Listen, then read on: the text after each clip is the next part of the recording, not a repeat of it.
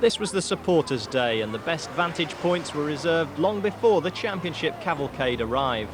Nearly 15,000 fans watched yesterday's final game. Many thousands more turned out today. Their aim to salute the team which had provided Swindon's player-manager with a moment to treasure. It's my first promotion, because I've always been in the First Division or the Premier League, so it's my first promotion, and it's something special, and it always will be, and it'll live long in the memory of my achievements anyway. So it's top of the list without a shadow of a doubt. A real party atmosphere as the open-top bus set off. Ahead lay a 13-mile trip round the town with jubilant Swindon fans on every corner. Followed the town for nearly 25 years now, and after what's happened the last couple of years, just a brilliant day. Fantastic day. Good for the support, good for the town. Great achievement. It's been absolutely fantastic. We've seen them go down for like 2 years now, and sort of be there yesterday and sort of for the rest of the season and see them going up was brilliant. Some of the biggest crowds gathered outside the county ground, where next season Swindon Town will again be playing First Division football. Today the players were happy simply to savour the moment. The trophy held proudly aloft. There were cheers all the way as the procession headed off for a civic reception. Well, Phil, this is nothing new to you. You've seen all this before, haven't you? Yeah, it's interesting. I mean, they've been on 2 bus tours recently after they won promotion, which they were eventually denied in 1990 under Ardiles. Then a couple of years later under Glenn Hoddle, who we were talking about earlier on in the programme. And interesting that the scenes last time out under Hoddle weren't quite so good, simply because people suspected that he might well be leaving the club. And as it happened, two days later, he was off to Chelsea. So perhaps more smiles today than there were on that occasion. Well, Mark Lawrenson, let me ask you, Steve McMahon describes it as the greatest achievement of his whole career. I mean, you've played alongside him at Liverpool. What do you make of that comment? I think when he says that, well, what he's saying is that he's actually responsible, you know, for the whole team, for the whole football club. When you are a player, that's all you are. You're responsible for yourself. Sure, you help your teammates out in times of adversity, but generally, he does the hiring, the firing, the buying, the selling, everything, the training, the tactics, the organisation, and that's why he probably thinks it's his greatest achievement. Interesting comment. Well, the weekend of celebrations began 24 hours ago when Swindon's biggest crowd of the season turned out for their match against Stockport County. Close on 15,000 spectators were in the county ground, hoping to see the champions sign off in style. And not surprisingly, there was a real party atmosphere at the ground.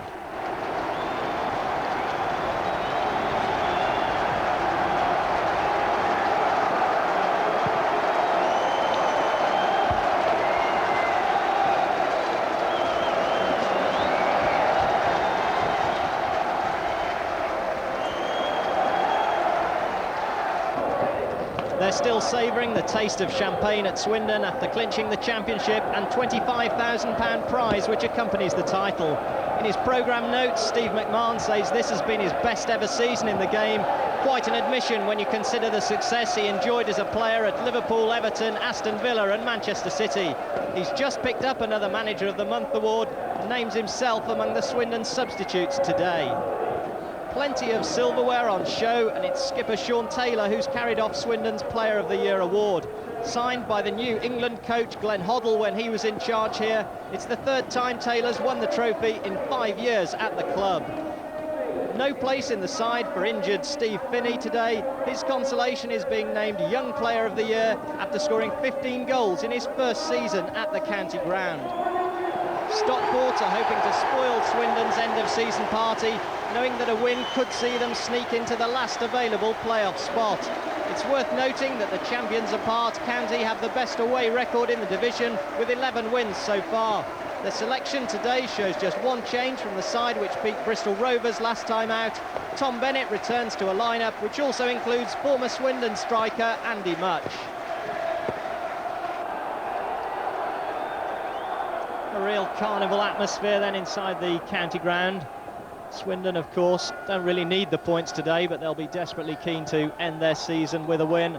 Stockport, of course, great interest for them at the top of the table. They're trying to beat Bradford into the playoffs.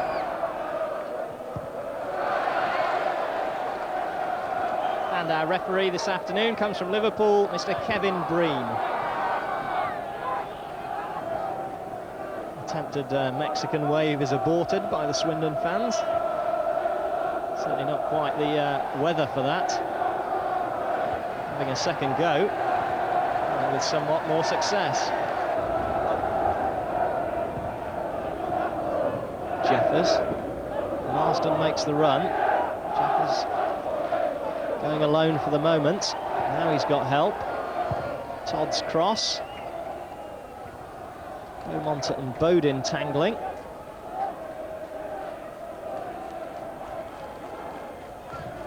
Bennett, much with a header. Not a bad effort. Well, he would dearly like to score against his old club. Got a few goals here in his time for Swindon. Climbed well there. The header just looping above the crossbar.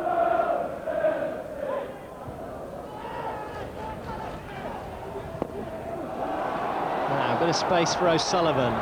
4 ahead of him. Still O'Sullivan. Wins the corner. Really positive run by the youngster.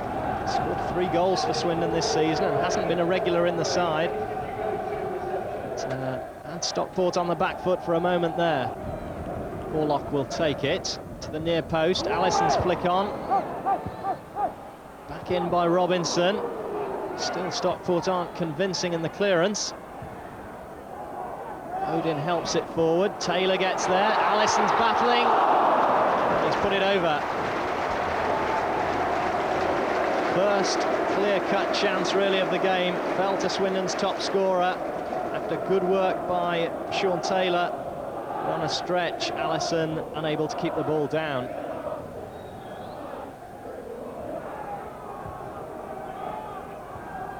On by Robinson for Allison. That's where he's so good, shows great strength, finds O'Sullivan.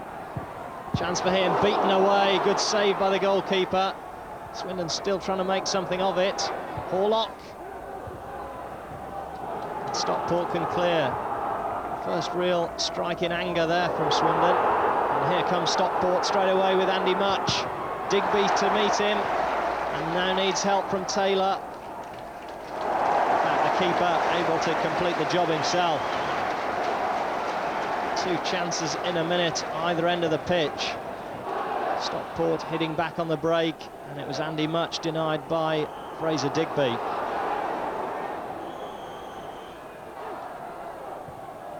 Stockport just being penned back at the moment. Allison takes another tumble.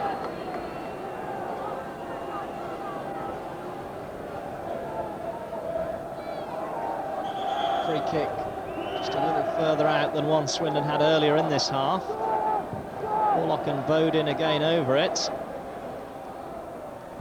Bodin's chip forward, Taylor's there, Seagraves, mad scramble. Taylor was in on the far post, nearly fell for Seagraves. Swindon couldn't quite force it in.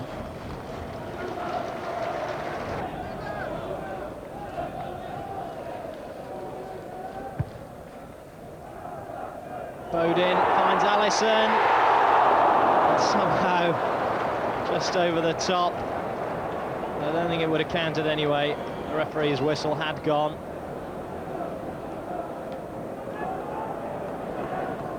Quick free kick by Swindon. Bodin looking for Allison.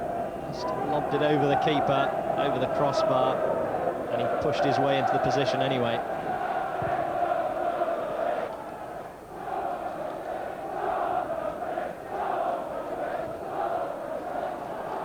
Marsden to Armstrong. This time Stockport are onside, and a real chance. Alan Armstrong just evaded Marsden, and a promising position came to naught. Swindon straight away on the counter. Steve Cow running at Matt Bound. Whips in the cross. Allison!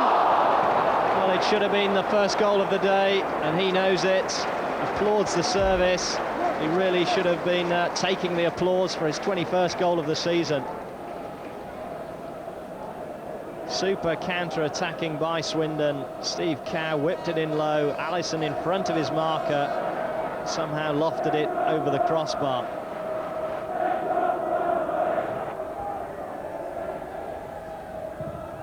Filled in for Allison. Just over the top. Well, he claims it came off a Stockport man, perhaps with some justification.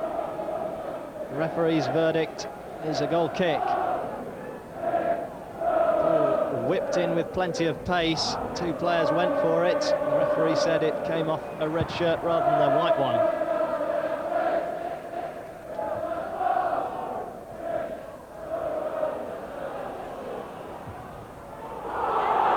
Jeffers in behind Swindon. Much and Beaumont in the area. Great interception by Culverhouse. That's what he's been doing for Swindon all season. Had that ball come across into the penalty area, Stockport would have fancied their chances for the opening goal. Good defending. Corner quickly taken in by Bennett. Again, Stockport have got men free. Good save by Digby. Swindon living rather dangerously. Just went to sleep at the back. In fact, it was the big defender Jim Gannon who was in there. Saved by Digby, and it rebounded back off the Stockport man away for a goal kick.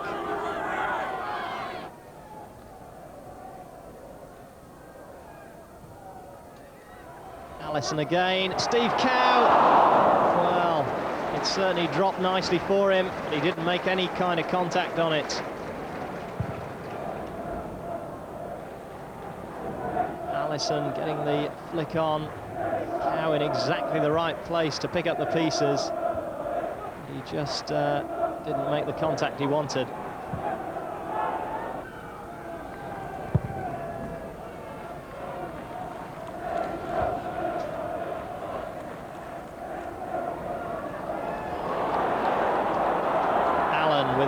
Breaking right side. Here he is. Again, it demands a good cross. Header clear to Kevin Horlock. Off the line. Superbly struck by Horlock, but great defending as well.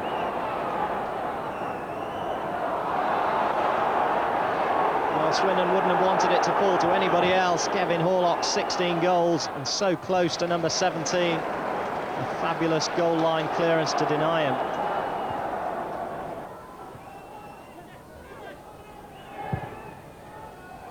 Ball from Flynn, finds its way to Jeffers. Three men making tracks into the box. Still Jeffers, Much with a chance. And well, might he hang his head in shame, because nobody knows better than him that that should have been the first goal of the afternoon. Glorious chance for Andy Much, carved out by John Jeffers, well, really put on a plate for him, and somehow he decided he'd turn it down.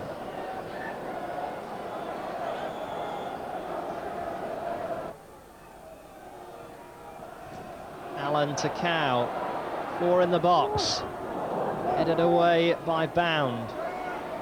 Still there for Cow, drives it to Horlock. Beautiful strike and a sensational save by the keeper. And not the first time he's been denied. It's not for the want of trying. Really cracking shot by Horlock, but you have to applaud the work of Neil Edwards. And the biggest cheer of the afternoon at the county ground greets the arrival of the player-manager Steve McMahon. Hasn't played for a couple of months because of a hamstring injury, but he's coming on to sample the last 10 minutes of this party atmosphere. And what a reception from the fans. All it needs now is his first goal for the club, and that should top off the year quite nicely.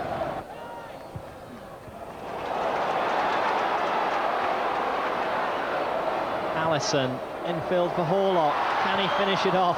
Not quite. Ling took a deflection and loops over the top. Hands behind that goal, willing the ball to drop in. Instead, it's dropped behind for another corner kick.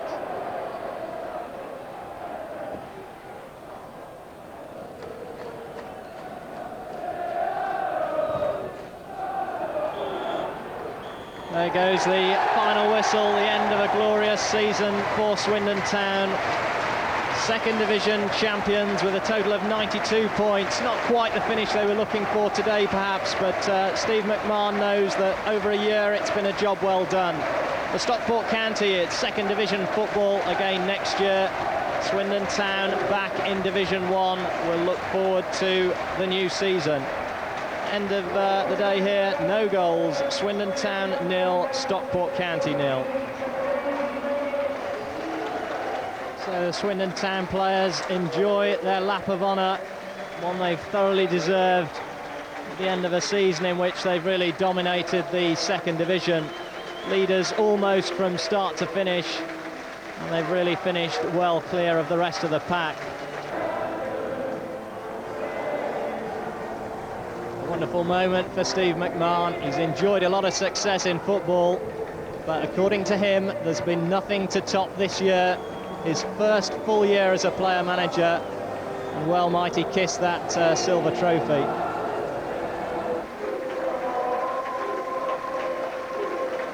Just a word from yourself as sort of spokesman for the players on the manager, because it's his first full season in charge. It's some achievement. That's right. I mean, don't matter what division. I know, all right, everyone says we should have been in this division. We got in this division. How we got in here, it doesn't matter. We've actually won it by a good number of points, and everyone said we have been the best side, and that's proved that. But with only losing 4 games, and we've now, with him now, he's got to set himself that we're going to do well next season, because then is where the hard work comes now. We knew we should have been out of this league. We've proved that, and now next season is going to be the test for everybody, especially him. The end of a great season then for Swindon Town and Steve McMahon, Mark, but a game that could have done with a few goals. Yeah, I think so, but I think, you know, just when they got the actual promotion the other week at Blackpool, well, since that day, really just been cantering. I think certainly that was a case yesterday, and it's just really a case of smiles all round for the last couple of weeks, and quite rightly so, because they were undoubtedly the best side in the league. Smiles all round. I think there was one moment you had a little chuckle. I was just chuckling when I saw this today, because it involved Andy Much, of course, and Steve McMahon had let him go, and Andy Much was desperate to score this goal, but this was the best chance of the game, and well, I don't know, and even when we see it in slow motion again, the cross from Jevons, I don't know how he missed, but I bet Steve McMahon, when he saw him miss that, thought, I think I made the right decision there somehow, and the right decision he certainly did. So it'll be first division football next season. Let's bring Phil into the conversation. You've seen an awful lot of this championship winning year for Swindon. Why have they gone up? What have been the strengths in the team?